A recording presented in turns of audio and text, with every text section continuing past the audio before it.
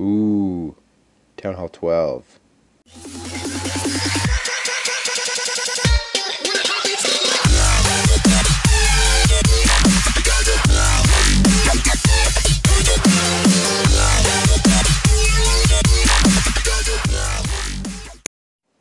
Hey guys, welcome to my channel. ZaiZoe here. Thanks for tuning in. Don't forget to hit that subscribe, like, and share button.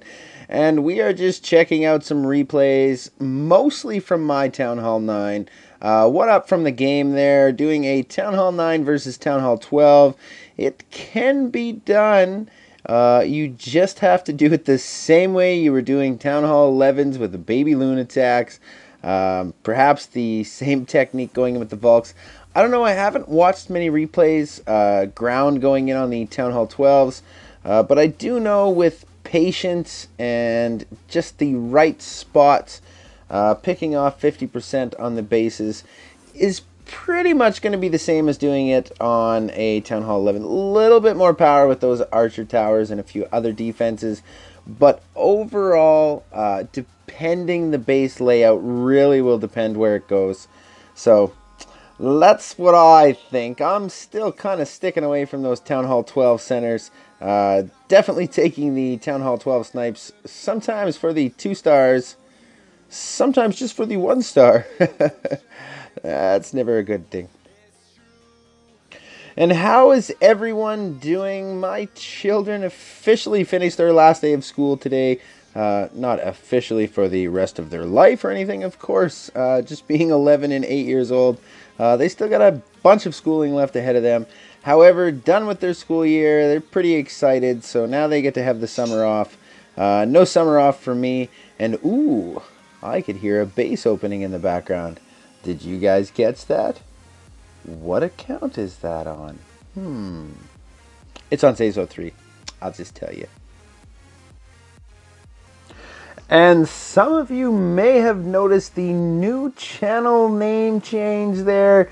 Going with the ZaiZoe Gaming. Apparently some people are just outright pissed right off that I've made a couple of PUBG videos and are going to completely unsubscribe to me just because I've strayed away from Clash a little bit. Well, out of hundreds of videos, I think only a handful were outside of Clash of Clans, and if you do remember all along throughout it, I had made other videos now and then on different games, so nothing changed, just the name of the channel, and I'm going to try hard this time. Even tonight I felt it was a struggle, but a must to get this video up. If I'm going to be doing a new channel and daily uploads, I gotta maintain doing the daily uploads. So even though this seemed like a bit of an inconvenient time for me, I just shut things down, quickly recorded what I needed to record, threw it in here, going to put this video together, pound it out for you guys, and going to try to keep that going.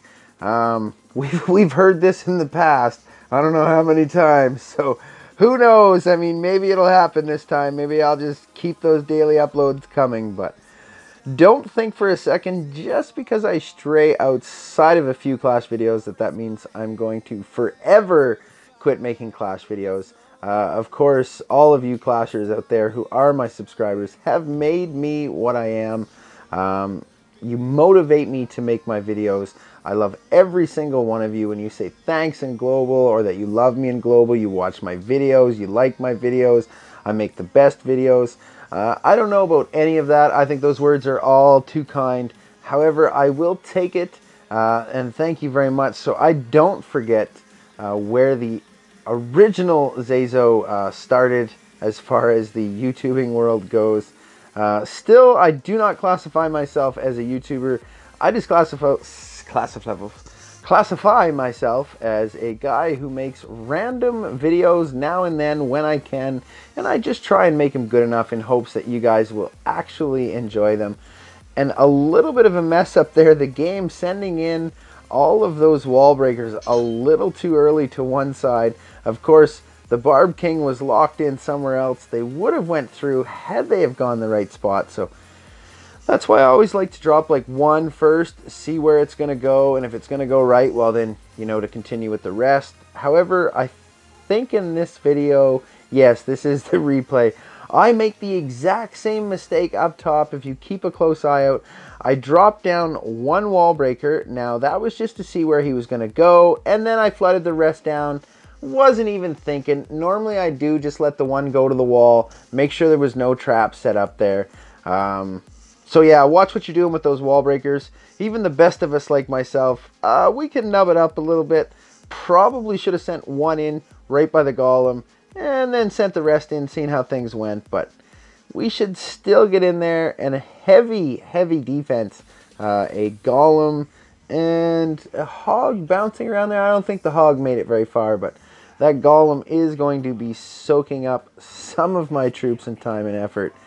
But again, remember, just remain calm, keep some patience, just slowly work at that base, let your troops do what they're going to do, because as soon as you trigger that Eagle artillery, things are about to get real. On the bright side, now I am myself carrying one less haste and carrying a freeze with me. Now that freeze counts as one spell. However, I don't really know that I've found a great benefit for the freeze. I mean, dropping it on that Eagle artillery going to help you a little bit, scatter maybe an extra couple percentage. So I guess I could see it might come in handy, but as for so far, I haven't really seen it be beneficial to me, but for some strange reason, I feel like I got to keep it there. So I keep using it. And here's that little bit of an advantage right there where it would have been locking down on one troop. Instead, we get in that little bit of extra percentage at the bottom, maybe even just enough to squeak through for the 50% 2-star. So it can help perhaps, but also, I mean, Earthquake isn't necessarily needed anymore, but I still carry the Earthquake with me because taking on max 11 air defense or max 12, I do believe you still need it there. However, being that, like on Town Hall 10s and stuff, it is helping to clear out some of them other obstacles or weaken them down anyways, especially those air blowers. Usually if they're beside the air defense now, 2 zaps and a quake, even if they're a space or so off, is enough to knock them down. So that's kind of helpful there. And other than that, just like I said, I mean, all I can tell you is just have some patience. Bases like this will pop up. And again, you'll see where you pretty much just have to kind of let your troops do what they're going to do. We needed to see, first of all, if we could get in, get that one air defense, and then we needed to see where that queen's going to go. Because we have one air defense down, and we're only going to get one shot to come in. So she's not going to make it to the top. We're going to take out that top air defense. Nothing to worry about. Now, that just leaves one other air defense. We're going to try and come in there. Hopefully our loons do their job right.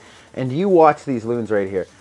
This is beautiful. They come in, they take the air defense, split, then tee back in for the wizard tower? What? Oh my gosh, if only they could make the AI of the heroes as smart as that loon move was right there. I'm surprised actually the loons didn't go all the way down for the Tesla for some strange reason, but don't get me started on the AI. You're also asking a real big thing of not just Clash of Clans, to be perfectly honest, but you're also asking something pretty big of science. You're asking for something to be as smart as you that is only programmed by a human. Computers will never do as good of a job as humans when it comes to artificial intelligence. That's just like if we were to send, you know, like we have probes to Mars. Probes to Mars, we could send 100 probes to Mars.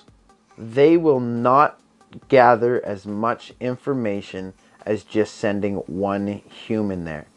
We just look at things differently. We assess things differently. We have a whole different frame of thinking. Of course, we're not completely programmed, but yet we somewhat are programmed, especially when it comes to patterns. You'll know me. I've spoken to many of you about these patterns and placebos that you seem to pick up on.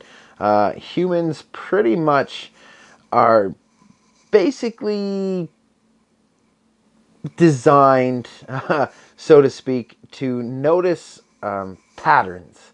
And people do this all the time.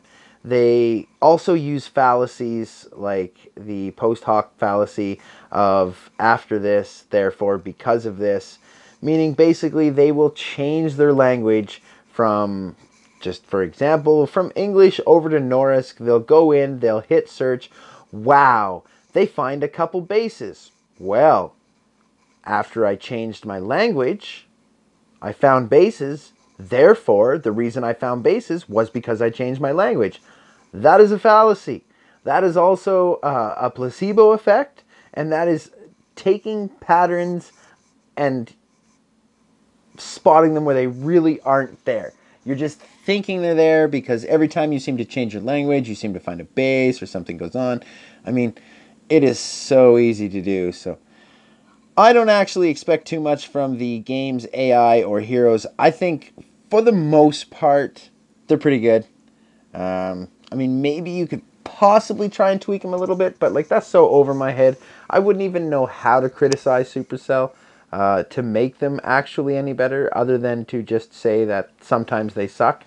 However, I will say that I do not seem to be having the same heroes that I had as 6 months ago when I was making some videos and basically just trashing those heroes. There is a couple of videos that I did, a couple of funny videos. The heroes and the heroes are back, I think, is the name of the video. Not 100% sure, but... And that is going to be it. I'm not going to get in there for that 2 stars, and that is going to end this video. So thanks everyone for the support. Thanks for checking out my video. Don't forget to hit that subscribe, like, and share, like I've told you. And I will see you, hopefully, in the next video, which will be out tomorrow. Until then, peace. And as always, the General out.